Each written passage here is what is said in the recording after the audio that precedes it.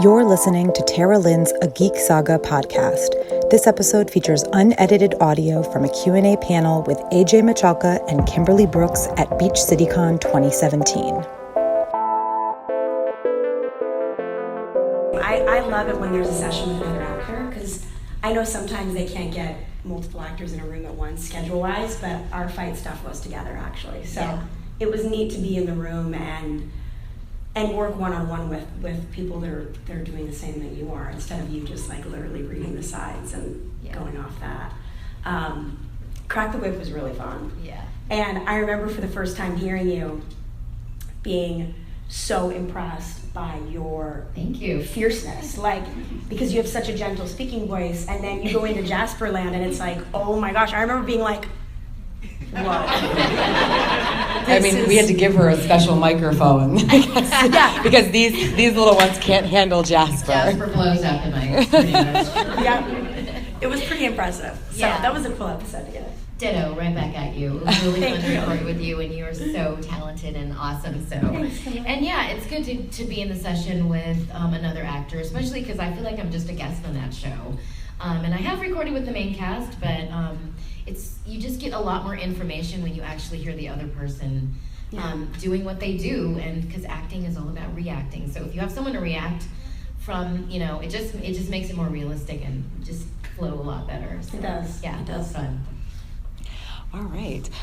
So was there anybody else there with you guys, or was it just the two of you when you recorded? I feel like somebody else was there. I don't remember, but I feel like there might have been more people. I think, who was there? Maybe Zach was there. Maybe Zach. And I don't know. I think Erica Luttrell may have been there too. Oh, you know what? You're right. Yeah. I was like, I feel like there was another girl. Yeah, I would think it was Erica who, she also works on Voltron, which is kind of cool because... Oh, that's cool. Do you guys record together on that? We have recorded together, and there was one session where she couldn't, it was ADR, which means it's ready to be, finished. So she couldn't be there for whatever reason, so they had me do some of her sound effects, like where she hits the ground and does like like that kind of stuff. Because I guess our voices kind of are similar in timbre. So that was kind of cool. I'm like, I'm pretending to be her, but also I'm doing Allura in the same scene. So we're fighting each other, and I'm like, I got to make sure I don't sound like Allura getting punched or whatever. So totally. Yeah. And meanwhile, you're doing like grunts and stuff. Yeah, exactly. That's really neat. Yeah. I love it. Yeah, but I did meet her for the first time working on Steven Universe. So. Cool. Oh, okay. All right, well, if anybody has questions, please line up, because, again, I've said this every time, you don't want to listen to me talk for an hour. Really. We got one already. There we go. It's full. I know. It's very exciting. It is working. Yeah. Hi. Hi. It's a privilege to be up front. Wow. Thank you. Somebody this weekend said, I love your garnet hair, and I'm like, that's not why I did it, but now I wish I would have done it for that. That's amazing. But first of all, thanks for coming. I think we're all happy to see you. Thanks for having me. And thanks for being on the show, because it's amazing. My question is there anything from doing a show that has so many different kind of just life lessons and things that we can learn from? Is there anything you've taken from the series where you're like, wow, I'm taking this into my own life and doing something a little different because of what I've learned from the show? Wow, you go first. Oh my goodness. I kind of got asked that yesterday, and I was like, wow, I don't totally know how to answer it, because I do feel like this series has so many specific messages that I feel like ring true with so many people. I would like to think that I've lived my life as loving and inclusive thinking as this show is. So a lot of me feels like the dialogue I read or the lyrics I read for the songs Rebecca's written, I'm like, wow, this is an amazing thing to remember, but it's something that I've put into my way of life, just because I feel like a lot of these life lessons, a lot of us should kind of have instilled in us. So I do feel like I learn new things, but I also feel like the show is a little more of a reminder than I hope you're living this way. Because for me, it's like, I really feel like this should just kind of be just everyday type love. And I think that show brings this. And it's a good reminder. So for me, I have to say, something like Mindful Education, the lyrics, are just they just ring really true with me, just how you treat others. And I just feel like for me it's more of a reminder than anything. I literally just talked about that episode of panel about an hour ago. Oh, cool. That's so sweet. That's really cool. Well, everything obviously that goes on with Lapis. It's a big deal, and that has been what most people have come to me and talked to me about, and usually from a perspective of having gone through it or being, somehow having experienced abuse or, so it's a really deep topic.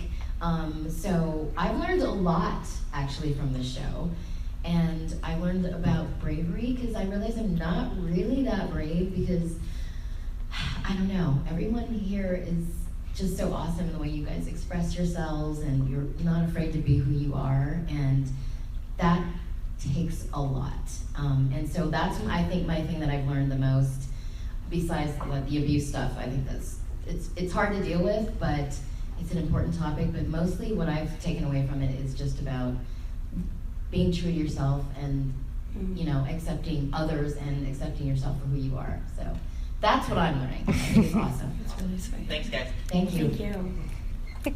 Hey. Hi. I asked this to AJ yesterday, but what's your favorite line just to say as Jasper? Oh, as Jasper? For some reason, I just got puny little runts that has become it's fun to say. It comes up a lot, just in my life. I do a lot of puny little runts. So, for some reason, that just, I don't know, that particular, those words in that order work for me. I know there's cooler expressions, but that one I was writing puny little runts on people's pictures a lot. I wasn't calling them puny runts. Saying they're out there. Just a statement. Yeah. Watch out for those statement. people. Exactly. That's probably. Thank you. It's cute. I like that. It's just fun. So I already asked AJ this yesterday, so this is from Kimberly. What was your favorite episode to voice for? Well, I think Jasper only has 8 episodes or something like that. Am I right? Something like that. Yeah, and it was so long ago. They were all fun. They kind of all blend together as far as recording them. I would say my very first episode, because I was just kind of creating the character, and Rebecca was really specific about what she wanted. And like I said yesterday, I don't know if any of you were here, about how I kind of came up with the voice. Betty. Thank you, Betty. So that was really fun, and just getting to know Rebecca. And like I said, I didn't know much about the show, and I was like, this is just so cool. So probably that very first episode. Thank you. That was a good question. I still, for those of you who weren't here yesterday, the voice sort of came from a refrigerator salesperson. That's what it was, right? I really just want to write to Rebecca and say, hey, if Jasper ever gets to a point where she is living on Earth and has to have a job, can she please be a refrigerator salesperson? That's amazing.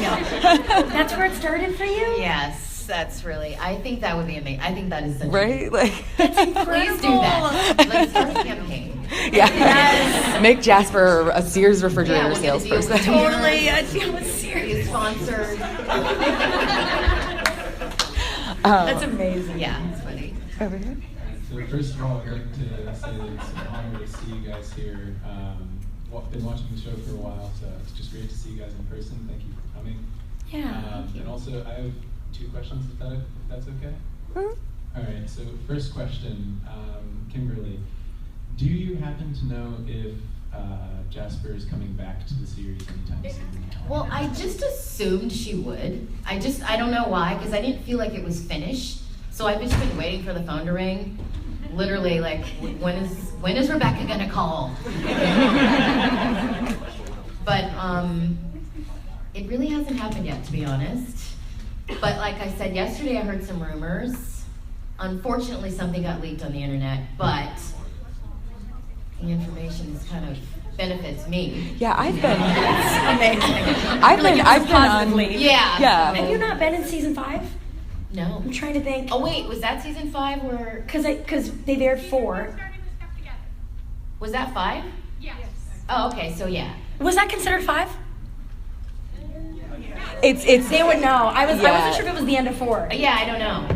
But I mean, with the airing schedule, like, I don't even know where those seasons I know, it's splits so are. confusing. when my DVR records it, it's like all out of order, and like I don't know what's what. So yeah, I can never keep up with that. But I just few and far between when you're used. I'm the same way. Yeah, I'm like, exactly. I don't know what's happening and when I'm coming back. I'm like 2 years behind, and then it's like I don't know what's going. It's really hard to keep track of it. But I hope so. I don't know, but I hope so.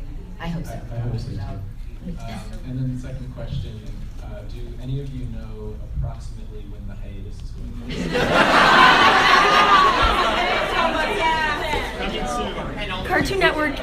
Cartoon Network did specifically say end of fall that we're back. We are there. But technically, like, I guess October has to finish, right? For it to then... November. Did they change it to winter? Yeah, they changed it to winter. What? I don't even know. That's messed up. They tell Wait, you. now I'm hearing 2018. Oh, you guys. They better be giving us like 4 weeks of Steven bombs, I'm okay? so sorry. You know we have nothing to do with this. No, of course not. I love it though. It's like city council. Like everyone's I know, we're like, gurgling wait and a talking. minute. Hear ye, hear ye. I feel like I'm on. Silence. I feel like I'm on Gilmore Girls here. Like, Totally. Does anybody watch Gilmore Girls? Yeah. This is very town meeting.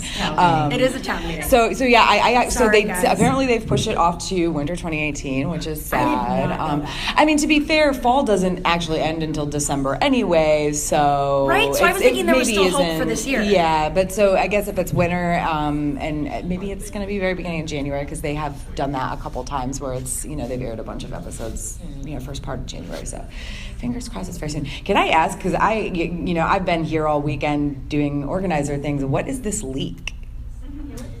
Someone needs to explain it. You can explain it. Oh my gosh, Break it down. At San Diego Comic-Con, Rebecca Sugar announced that Jasper and Business will be back. A Make-A-Wish kid leaked that Jasper would be redeemed. It was something that Rebecca said she'd like to do. A chart that Rebecca made was also leaked in the sketch in the official art book that was sitting under a cat. So people like Zoogle-eyed Tumblr experts zoomed in on this chart, like, oh, these are the lines. These are the characters that are going to be here. These are the characters going back. This is getting flashbacks. And so they said that it looked like Jasper's line will be back as well. So that's 3 pretty solid confirmations that Jasper will be back. One, of course, coming from Rebecca herself to the media at San Diego Comic-Con. Wow. Okay. Thank you. Thank you. Yes, thank you very much. Good to know, townspeople. All right, we got a question over here. So I really want to hear your Jasper voice bad. Oh, the mic is off. I want Dam's exotic butters. Hers. I want them exotic butters. I love that. Now, if you don't want to say anything, you can say, I'll say something else, but not that. Wait, say it one more time. I want Dam's exotic butters. I want them exotic butters.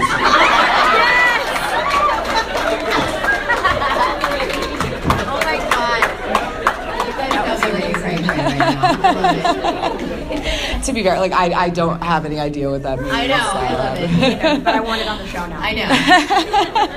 Hey. Hi. So you both have characters that are they're definitely very important, but they don't appear very regularly. So a lot of the episodes that they're in tend to be pretty relevant. So I was wondering, because there's so many kind of bombshell episodes like that, are there any lines or specific episodes that have surprised you? When you read over what you're supposed to say? That's a hard one. You're definitely right about the fact that we're not in a lot, so it's few and far between. So when we are in an episode, I feel like they're really relevant, which is kind of cool. I'd rather as a character come in randomly to a show and be this exciting of a staple to the show just because of how Stevonnie and Jasper have been now kind of considered, than be in every episode and not really be as much of a staple. So for me, I'm trying to think of a script that's really stood out. I mean, Stevonnie, I have to say, like, I wasn't expecting that dance scene. And so I think when Stevonnie gets on the dance floor and, like, I personally love that it's not really necessarily a specific line, but I love how she just takes charge and she's like, I'm not your baby. So I guess I do like that line. And she's like, and basically it's like, I will dance on my own. Like, I don't need a man to dance. And he was totally creeping on her. You guys know the episode. So it was like, it was one of those things where it was like, she was like, I can handle this on my own. I don't want to dance with you. And I loved that part because when I read it, I was like, I don't know how we're going to film the dancing scene. Like, I don't know what kind of sounds you want. Grunts, movements, that's what gets really tricky is like what I'm going to do in between lines. And so it became one of those things where we were recording and I just started kind of dancing in the booth and I made like my movements, what I would do with my body, I just was like, what would it sound like if I put a sound to like my leg moving? And so it was like, like, and became like beats in my body became verbal. And so that to me was a really hard thing to shoot because I was like, I don't know how I'm gonna do dance sounds, and it just came out. But that's one of my favorite scenes. That's good. Yeah. I wasn't even thinking about my answers. I was listening. Oh yeah, I gotta answer the question. I'm up on a panel. I forgot. Okay. Let's see. Well, our fight scene was pretty intense, and that was the same thing. There's a lot of like sound. Like the script will be just like a whole page of just like sound effects. Yeah. So that's always a little bit, a little daunting because you're like, how do I make this specific sound? And there was a lot in that battle, our battle scene. So way more than dialogue. Way more than It was like pages of like, okay, now you get hit, an oof and an ah, and and all those things. So that was pretty memorable and fun, and it's it's exciting to get to do that kind of stuff because she's such a tough character. I don't know. It was really fun to do that. Thank you. Over here. Hey, is there gonna be a Jasper song? That's what I was thinking. We were talking about this yesterday. I can't believe Jasper. Sing with someone, I don't know. Why doesn't Jasper sing? She would sound so great, don't you think? I love think that she idea. needs to lighten up a little bit and sing a song. Jeez. I feel like she would probably have like an angry, like a song that was like angry, maybe, but it wouldn't be like melodic. I think it would be a little. But we do know that Kimberly can sing because she's been in musicals. So, yes, the rat, that would be. Yeah, Jasper needs a song. I almost wonder if it was like a sweet song. Like it might be an interesting thing to like have this moment where Jasper just kind of becomes like vulnerable and intimate for a second. It depends if she's corrupted or not. I think how she would sound. But yeah, rapping I think is the rapping kind I love of with that. What do you think Shattered Pink Diamond? Everybody wants to ask this. Oh my god. I never know the answer to these. I don't either. Who do you think? Yeah, totally. Pearl. Really? Like she loves it. She loves that the townspeople are upset. We're all townspeople. That's just my. We actually was it your panel yesterday where we were I can't remember which one of you guys we were talking about it with, but somebody asked like the same question who they thought Shattered Pink Diamond, and that person that attendee thought it was Yellow Diamond, which I think is there's a consensus that it's probably her, maybe. I don't pay attention to online fandom, y'all, sorry. Yeah. I'd say Yellow Diamond over Pearl, but I like the controversy with the Pearl answer. You're stirring up some controversy right now. That's a hard one. Hi. You guys both play very different sorts of characters, not only for this show, but for kids' cartoons in general. Like, AJ, you play a fusion between two of our most regular characters, and Kimberly, you play a very complex character with a complex history and set of emotions about herself. Mm-hmm. And I just wanted to know what is the most difficult thing you've had to do to portray those characters, like having to sound like both Steven and Connie and neither of them at the same time, or how did you get all of Jasper's emotions into her voice without revealing what she's been through or anything like that? That's a great question. Yeah, it does. It sounds a little cliche to answer that was the hardest part, but it has been the hardest part. Like I was really nervous when I booked Stevonnie because it was my first job as a voice actor. Wow. And, cool. Yeah, and I was like, thanks. And I was like, I don't know how. I mean, I I knew that I had it down enough to book the job, so I was like, I should just kind of go with what I've done. But I also was like, I don't know how to do this. Like, portraying these two friends, both different sexes, wanting to capture what each of them bring to the show, but then also become this force that isn't either of them. It's a really hard mix. So really what I did is, just because of being a fan of the show and being able to study a lot of the episodes, I have been able to take what I get from Steven and what I get from Connie, and I am able to just kind of mesh the two, and that naturally becomes its own person. So I kind of stopped overthinking it and just decided to go in the booth, take a little of his laughter, take a little of her laughter, just the way they both giggle, and also like they're both really sweet, and there's a kindness and a naivety to both that I feel like if I've captured that, I've probably done a good job. And so it's been the trickiest part of the show to play the two, but it's hard. But I'm now in a groove, I think. So it's I mean, first of all, kudos, because first of all, having that be your first job is amazing. Thanks. And congratulations. And to have something so complex to play two characters that we already know combined. Yeah. That's amazing. So good job. And for me, I am a voice actor that really relies on the writing and the directing. And I need that so much. So I need that safe environment to go in and play, and Rebecca totally provides that.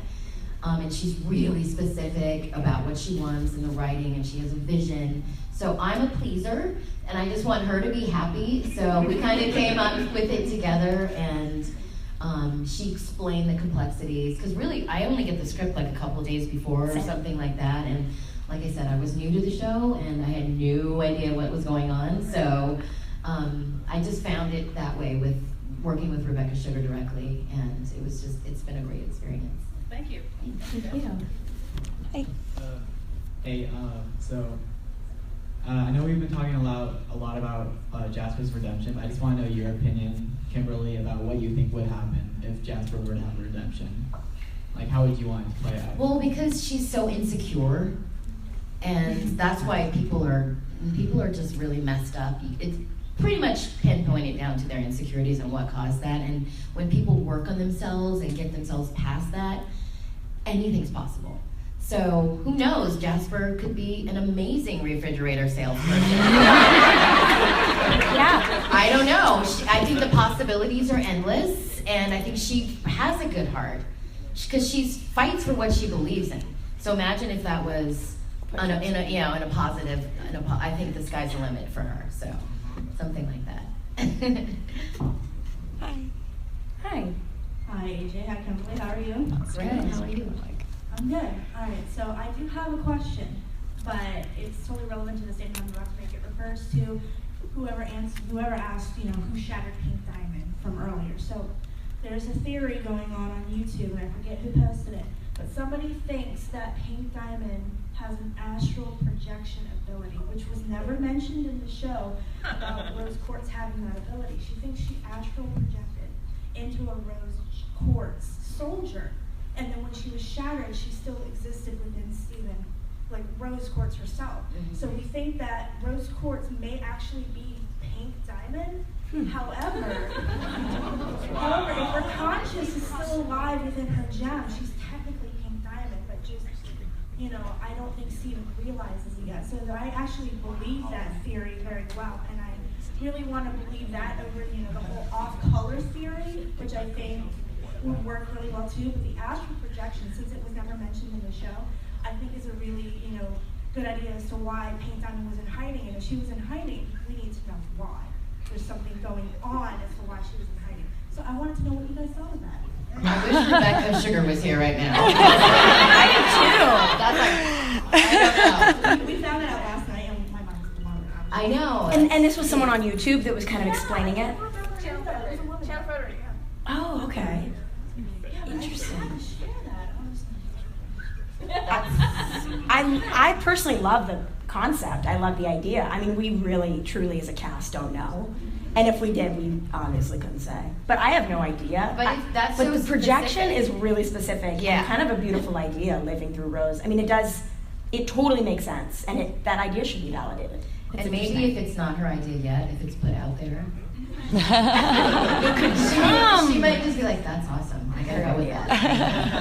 So I don't know. That's cool. Thank you. Thank you. Hi. Do you like binge watch old episodes that you guys were in?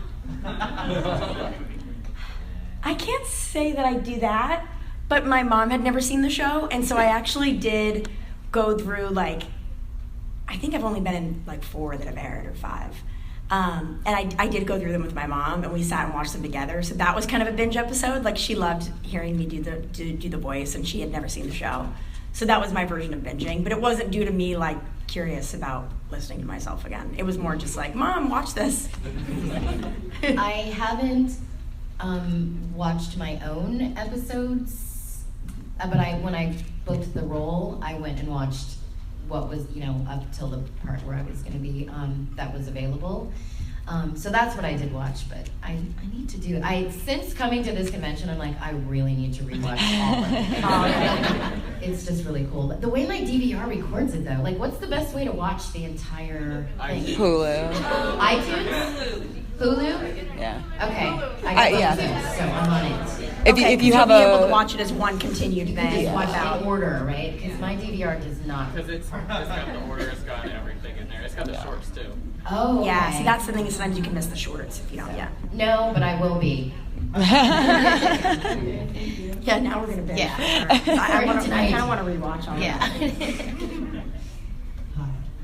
I just wanted to start by saying thank you both for coming, because I know you're getting paid and stuff, but still, it's your time. And your time is important to you. You can be using it any way you want. You're using it to spend with us, and I think that's real cool. That's sweet. So thank you both. But I am going to be moving to LA next year to pursue a career in stand-up comedy and acting. Oh, cool. And so I would like to know, as professional entertainment people, what is your number one advice for someone who's looking for a career in entertainment?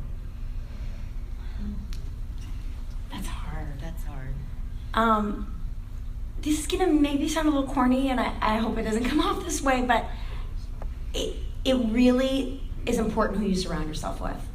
I think that goes for anything you do, but I think especially entering the business, I think it's really important to connect yourself with the proper team and the people that are going to back you and believe in you, but also not be afraid to tell you no, or afraid to tell you that this is maybe not right for you. I call them yes people. I think get yes people out of your life as much as possible, and get people in that are going to say no and combat you on something that maybe you think is right for yourself, and meanwhile it's not.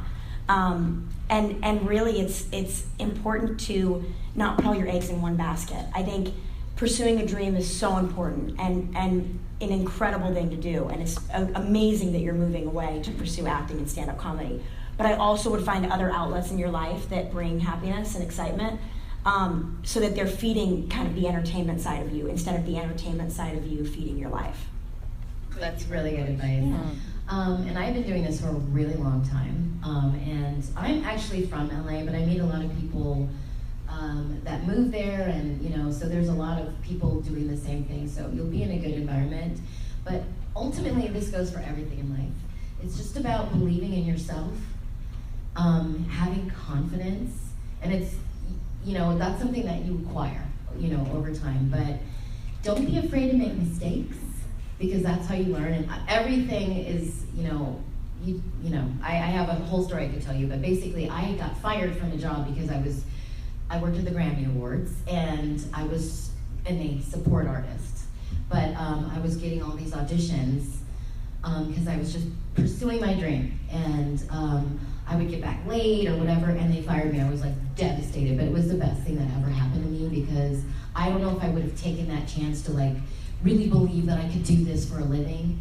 And so that was something I was really upset about, but turned out to be the best thing that ever happened to me. So don't be afraid to make mistakes, believe in yourself, take chances, and if someone says no, just keep pursuing your dream, because every successful person has a story about someone told them no, but they kept doing it.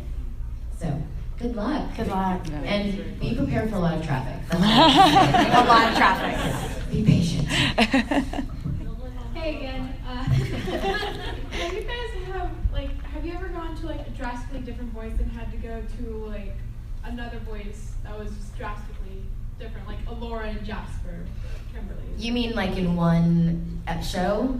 Like, not in one show, but like, you had to do one show, and then you had to race over somewhere else and do like a drastically different character. Oh yeah, that's my life. Yeah. Example?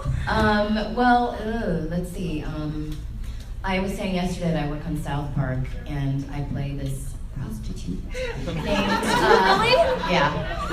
Her name is Clancy, and she spells it with an I.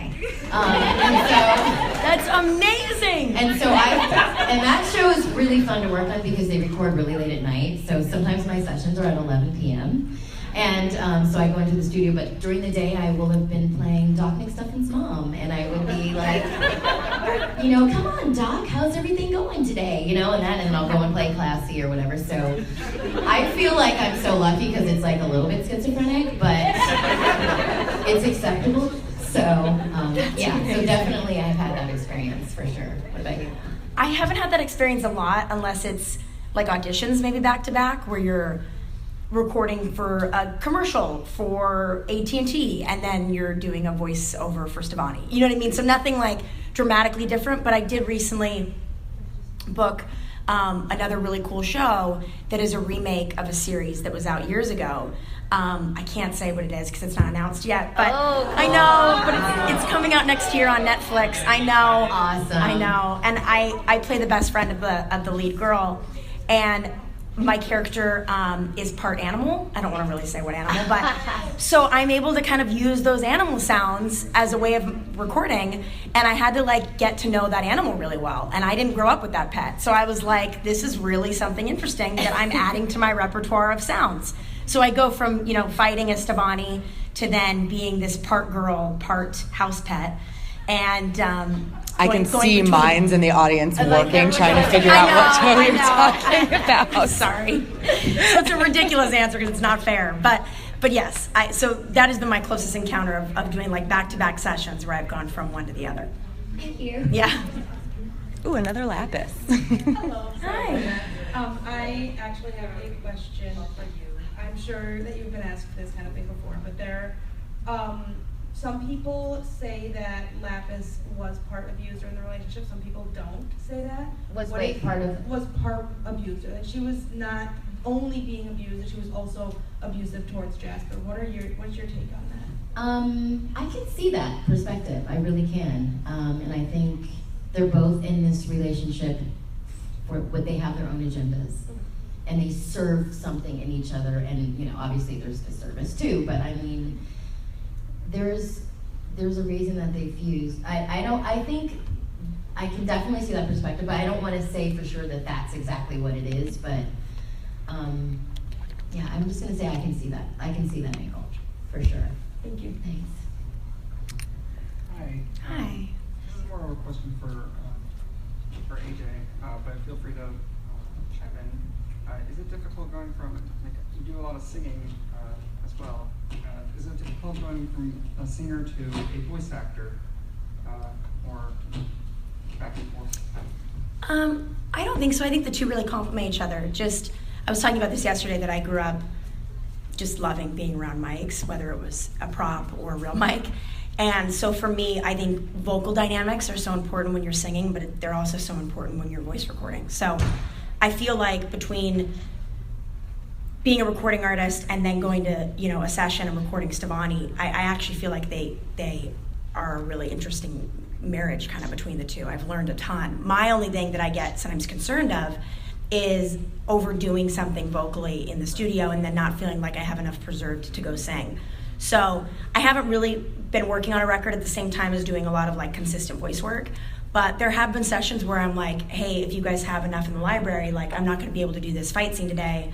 I'm singing today and I need to kind of save my voice. But I've gotten to a place where I know how to use it a lot more properly. So I feel like I'm smarter now with how I use it. That's really cool. Thank you. Yeah.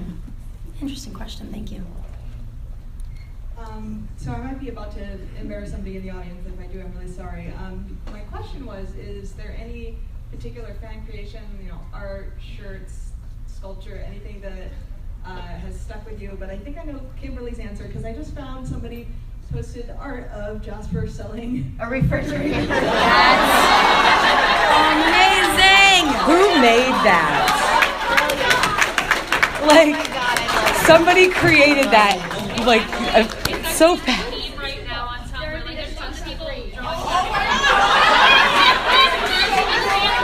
Wow, the fandom is ridiculous. What you said? Yeah, from yesterday. Holy cow. I got on Tumblr this morning and there was like so many pictures of Jasper with fridges. Somebody drew a pic of her like selling fridges. That's incredible. And that's all because you talked about your voice inspiration. Oh my God, I gotta find Betty. You need to find Betty. I do. Where was she working? This was at Sears in Santa Monica, California. Yeah. I gotta look Betty up. I seriously am going to, because that's just so... That's amazing. That's funny. So yes, you answered. Yes. That's been the coolest, yeah. For me, honestly, the cosplay here has been amazing because to have the first con where it's dedicated to one show is truly exciting. Like, to see how everyone's kind of visually... taken their favorite character and made it into their own is to me the most exciting part about this con. But there's one girl in particular who I love her personality. She's a rose quartz, and it's one of the best rose quartz I've seen. You know what? I don't think she's in here. But she literally like called me out from across the room before she came to the table and was like, "You're partly my baby." And I was like, that's the weirdest thing I've ever heard, and she's right. Like, I got technically, yes. I got some Stevonnie in me. She's kind of my mom. So that was the funniest encounter. Oh my God, I love it. Yeah, it was awesome. Okay, so this question is kind of more for Kimberly, but AJ, you can also answer it. You know, I realize I know your voice from a lot of different characters, primarily, obviously, Jasper, and then, like, Ashley from Mass Effect, and Laura. And I guess for both of you, who has been your favorite character to play, either live action or voice acting, and then who's just been your favorite character in general that you've gotten to voice act? Oh, that's a really good question. And things are like, I'm very sentimental, so, like, I said this yesterday, I worked on Scooby-Doo with the original cast, like with Frank Welker, and also with Casey Kasem, and just the original cast. That was really amazing, and I was one of the Hex girls, so we got to sing and all that stuff. So that's cool. And I was working with Jane Whelan, and I don't know if you guys know her, but she's one of the Go-Go's, the band The Go-Go's, that were very popular when I was growing up. So I was singing with basically the Go-Go's, and she did a lot of the arrangements, and we went to a studio in Hollywood, and I got to meet you for a little bit and sing and pretend I was a singer. But it was that was really memorable for me. It wasn't like my biggest role or anything, but right now I'm loving Allura, and I'm loving doing work, because I get to work with the cast a lot. We work together and record together a lot, and we've gotten so close, and I think that show has a good message too, just like Steven Universe. I think I'm just really lucky to work on such meaningful shows. So it's all good. I'm just pinching myself every single day. So it's wonderful. Thank you for that question. Okay, hi. My question for you, for both of you, if you could cosplay as any other character from the show other than the ones you voice acted as, which would you? From this show? From Steven Universe. You go first. I'm going to copy your answer. That's really hard. I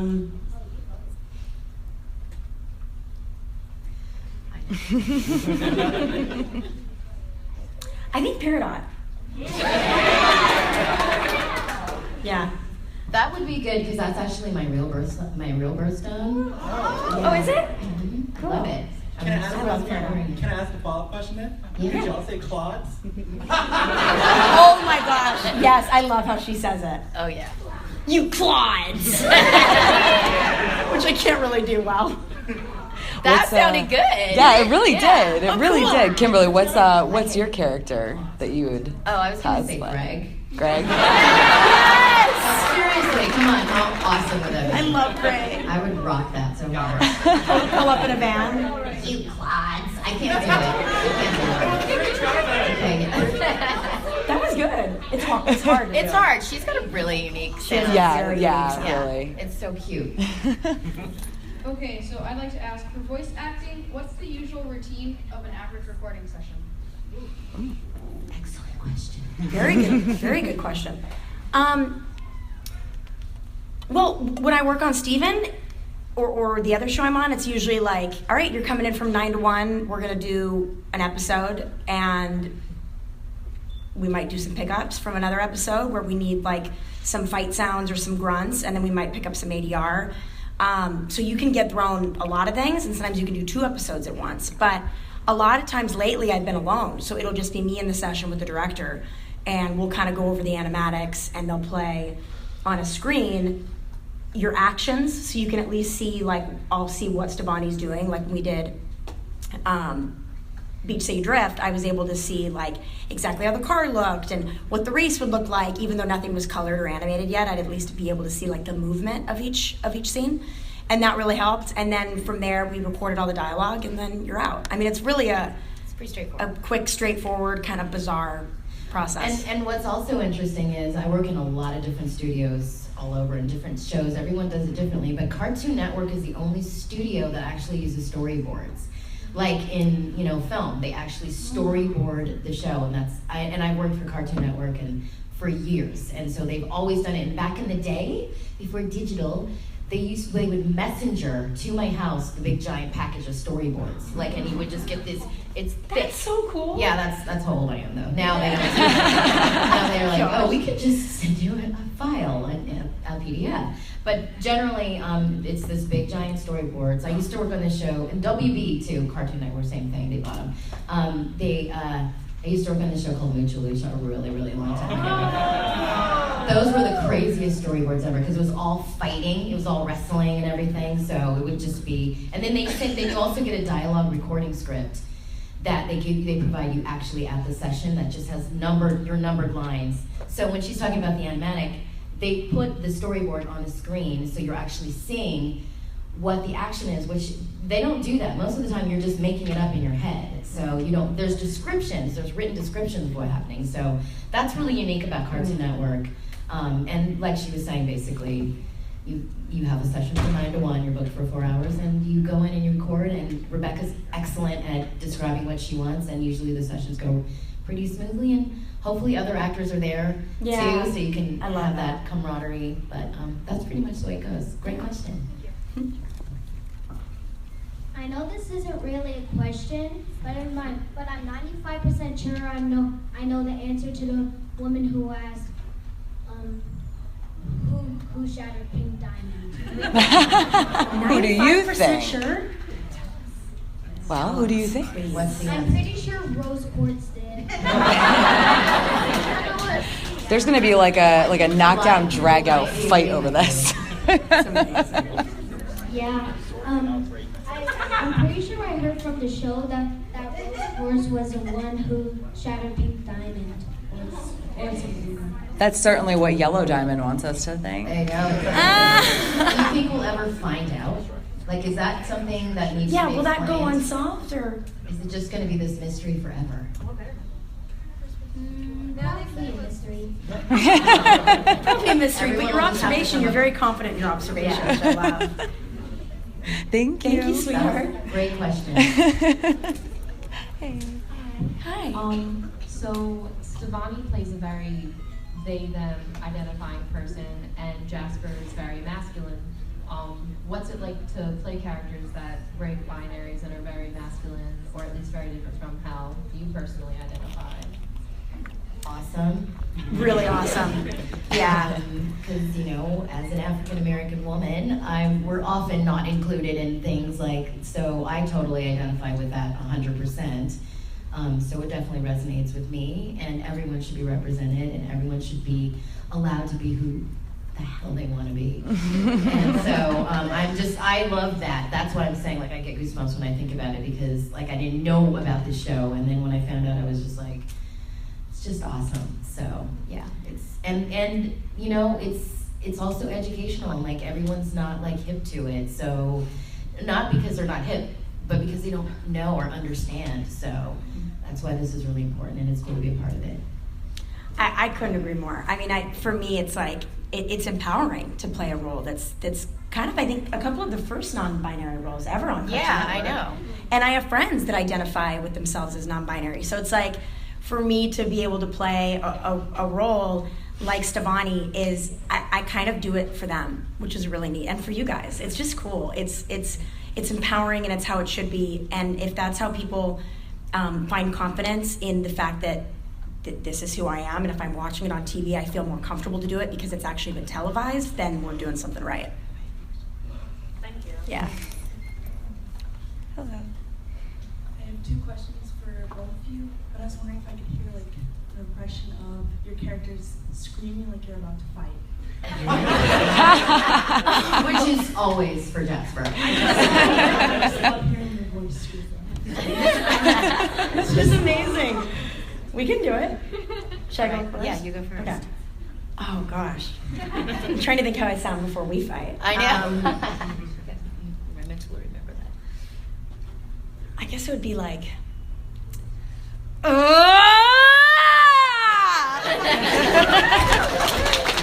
something like that.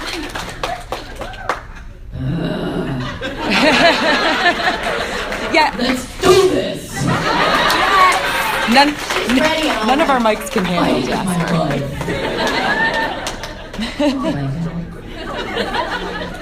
I love that. So good. I still blew this mic out too. Yeah. None of our mics can handle Jasper. Yeah, Jasper. Nope. And you had a second question? First one for Kimberly. If Jasper were to ever come back, like just helping her, and would we have like this? Would we be surprised with this beautiful voice, or would she just rap about how life isn't fair? Oh, nothing but broken refrigerators. Oh, that's a good question. Because does her voice come from just like all the pent up like anger and like probably? So she'd be a little bit more relaxed. I think she'd still be very bassy, but she'd be really relaxed, and I think just new and improved, hopeful and optimistic, possibly. And yeah, that would be a surprise. That would be just a departure. We've never seen that from her. So I really want that to happen. I do.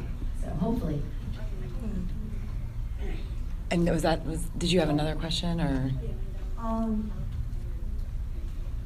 For AJ,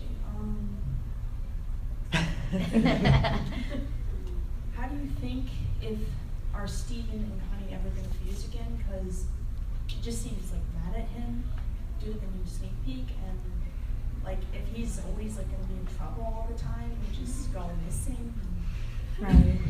like how are they ever going to have that relationship with like love and balance? It's a good question because they're not in the best place right now with their friendship, as you know. They do fuse again, which I can say. So Stevonnie's coming back, which is really exciting. And they kind of, I think, find mutual ground and go back to their roots. They realize exactly who their best friend is, and they find each other again. Aww. Yeah, I mean, friends fight, Friends fight. It takes So, a while and if the friendship is good and strong, which we know theirs is, there's almost always a way to fix that. So, Centipede. Seeing the animated thing. Have you ever done something in a recording booth that the animators thought, oh, that's cool, I'm gonna make the character do that? Like a facial expression or a certain gesture or something? Or no? Well, yeah, and especially on a show that you've been working on and you really know your character, and like, yeah, a lot of that happens on, actually, I'm just gonna talk about Voltron just for a second, because with Allura, the whole accent thing, and like their writing, and they would sometimes write things that just didn't sound right the way Allura would say them. So sometimes we would change them on the spot. I would just say them the way I thought that Allura would say it, and they would be like, oh, we're going to change that, or a little gesture or something like that. So that's really cool, and it's flattering when they trust you enough to be able to make adjustments to something they've been working on. But it does come up, and it's cool when that happens, because usually it's pretty organic. And then they're like, oh, that's funny, or that'll work, or I didn't think of that, or something like that. But when that happens, it's really cool. Yeah, I think for me, I'm not sure if there's been something I've done specifically where they're like, oh, that's something that we should absolutely use or add to the character. But I do feel like Rebecca knowing I was a singer, I do think that kind of brought in some of the singing, which is really neat from what I know. So a song like Mindful Education, and there's another song actually coming up when they do air. So cool. Yeah, which would be really fun, another duet. I feel like that kind of randomly, it intentionally got put into the character due to the fact that she knows I sing. So I think that was something that was a really cool add-on. Hi. I'm very nervous. I don't like large crowds. You look beautiful. You look so cute. Thank you. I love your hair. It took forever. it's really impressive. I was wondering, I know you guys are like behind the scenes a lot and like you work in the studio and everything, so you never really get the chance to like go out and stuff into conventions, but will you guys ever consider cosplaying one day as your characters? Or the whole Steve Universe team do it one day? Oh, that would be awesome. I wish if they invite me, I'll be there, and I will definitely do it. But I did cosplay for Mass Effect as Ashley Williams, but it was a fan made the most amazing, just perfect uniform, and I did that, and it was awesome. I have no talent for that, and that's why I'm so impressed with so many of you artistic people here. But someone would have to definitely help me with it. But yeah.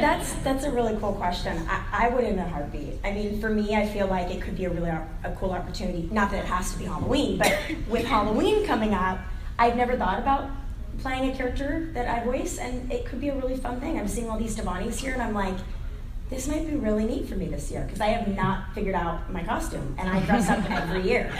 So maybe cosplay for me the first time is going to be Halloween. I don't know. I would really need help with the wig. That's the problem for me, is hair. You can ask me, like... You can ask some tips? Yeah. That's amazing. I'll need some tips, but I would absolutely do it. Okay. And then one other question I have for Kimberly. I guess the episode when Jasper became corrupted, how were you able to evoke that emotions? I know like that was very difficult for you to do. That was, and I wasn't all that prepared for it. I mean, like I said, I got it maybe, sometimes I feel like I get the scripts like the day before. At least I do with Voltron. Literally, I'll get them at like 9 o'clock at night, and then my session's at 9 a.m.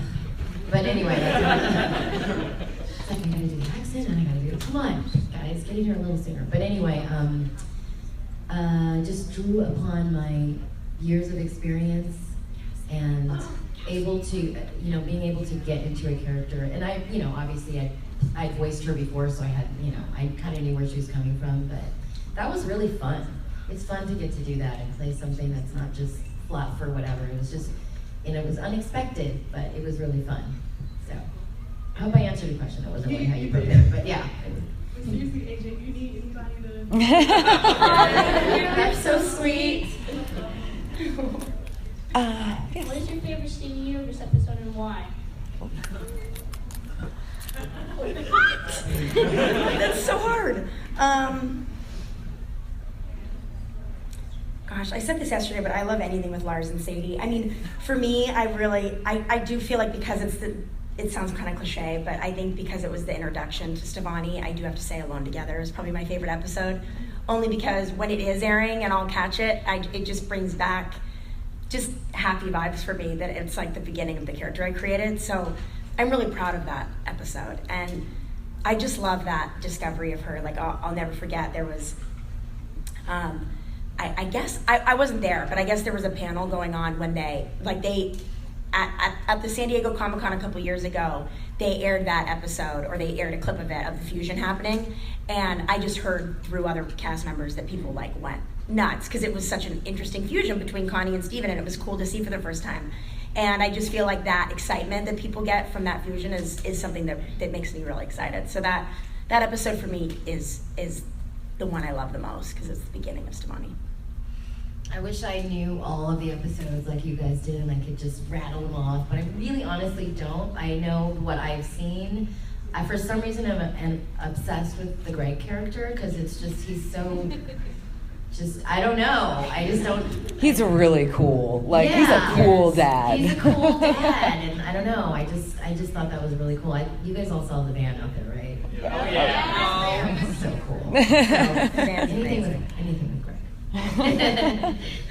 Just to let you guys know, we are on our last question over here. Yeah. That went so fast. Yeah, I know. Hi. Unfortunately. You look amazing. Thank you. I know you've worked in a lot of studios together, I know, with other people, but what is Rebecca Sugar like? So nice. Like, always smiling. sweet. Yeah, painfully sweet. I was lucky enough to be invited to her house for her Christmas party.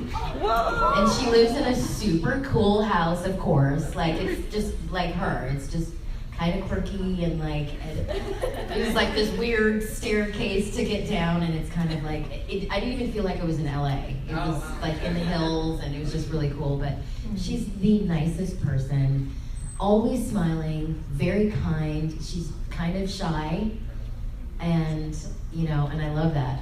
She's really real. And like I said, the other day I met her brother.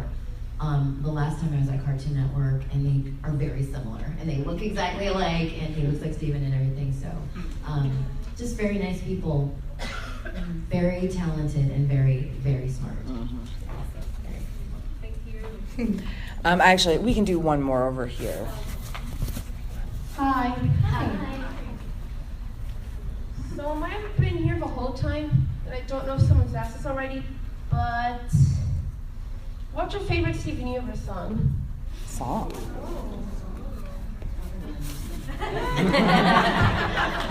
I know, that's horrible to just say, like, mindful education. But I really do love that song. I mean, we played it live recently at the New York Comic Con. It was just Rebecca on her ukulele, and then Estelle and I sang together. And I hadn't sang it in a long time until not since I recorded it.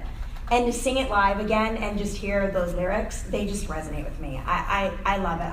Honestly, I think Rebecca's songwriting is just as brilliant as her dialogue and her script writing. I mean, she's just innovative and ahead of the curve, and also timeless in a way. It's just, her messages, to me, it's not easy songwriting. It's to get a message out without sounding preachy in a certain way through song is really tricky, and I think she nails it. So for me, I think it'll always be mindful education. That's really cool. I can't top that answer. Because I also don't know all of the songs either, so. I don't either. But I actually need the soundtrack. I know. Do you guys have the volume 1? Yeah, okay. That's what I need to get. I mean, I'm a little late. Yeah, that's really good. But I think the theme song is also really cool. Like when I was watching it, I could not get that out of my head for like the whole rest of the day. So yeah, all of the theme songs. All right. Thank you guys so much. And AJ, you will be in the Dominion for autographs, Yes, right? And you too? I think I'm going to be there too for a little while. Yes. Yeah. Awesome. So they will be in the Dominion for autographs. Thank you guys.